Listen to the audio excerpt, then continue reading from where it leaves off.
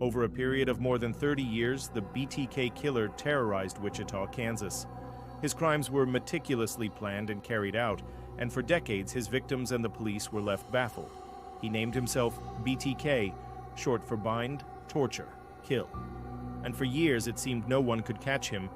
But Dennis Rader, the man behind the name, wanted attention. And in 2004, after staying silent for nearly a decade, he started sending letters to the police again.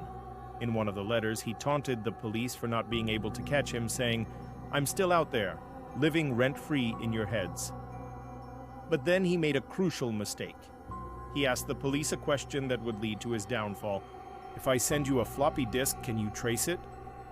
The police responded that they could not, but in reality, they could.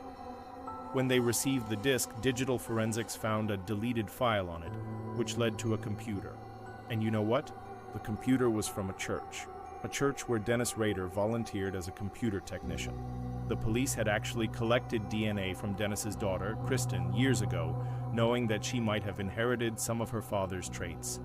And now they could cross-check the DNA from the floppy disk with hers. It was a match.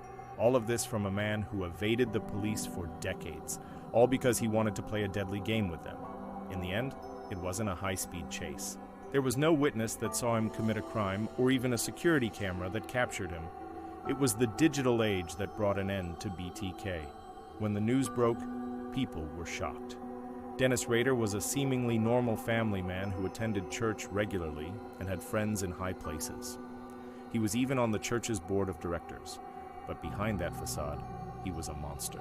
Dennis had been a suspect in hundreds of cases across the United States. He was linked to crimes as far away as Alaska and Florida, but he was always a step ahead of the police, that is, until he wasn't.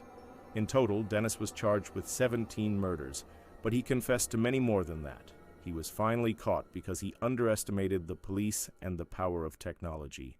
He thought he could outsmart them forever, but he was wrong.